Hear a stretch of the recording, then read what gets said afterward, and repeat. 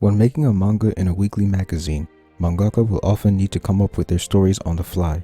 Some manga have developed a consistent formula for creating new story arcs that combats the issue of a mangaka not knowing the entire story. Starting with Yu Yu Hakusho, the first saga is made up of disconnected mini-arcs, so not much foresight is needed. The last mini-arc, Rescue Yukina, has the Toguro brothers being the final antagonists. At the start of the second saga, it is revealed that they only pretended to be beaten, and they came back to be the main antagonists. At the end of the second saga, younger Toguro is killed, and Sensui is introduced, and he becomes the main villain of the third saga. Sensui is defeated at the end of the third saga, but towards the end, Ryzen and Yusuke's demon lineage is also revealed.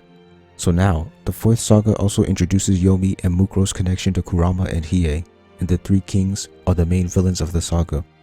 Next is Rurouni Kenshin. The first arc is a collection of disconnected mini-arcs, like Yu Yu.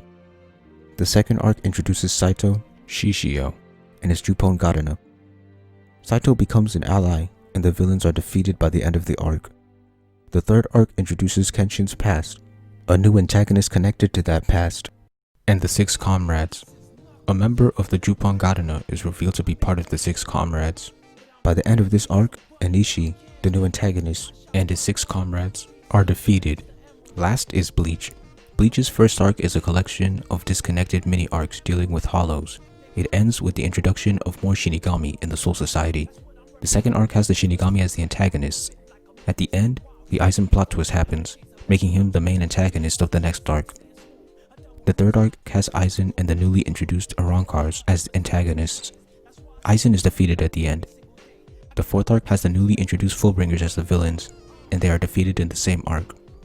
The fifth arc has Quincy's as the new antagonist, and the main antagonist is connected to Ichigo's newly revealed past. They were mentioned before, and two of them have been seen alive, one being a main character. The pattern is that all these manga introduce the new major antagonists and their group at the end of the previous arc or at the start of the current one. These villains are rarely foreshadowed, but the authors find a way to connect it to the story and its characters. This style of writing is extremely valuable to weekly manga making their story on the fly, because it gives them room to improvise. They aren't held down by any unresolved plot points. They resolve all of them at the end of the arc, but if they want to make another arc, they can leave one thing unsolved and make it the focus of the next arc. The biggest advantage is how much flexibility it gives them with ending their story.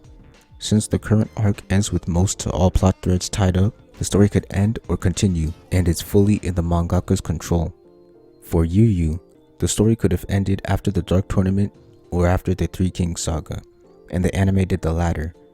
For Kenshin, the story could have ended after any of the three arcs. For Bleach, the story could have ended after the Arrancar, Fullbring, or Quincy arcs, and it ended on the third.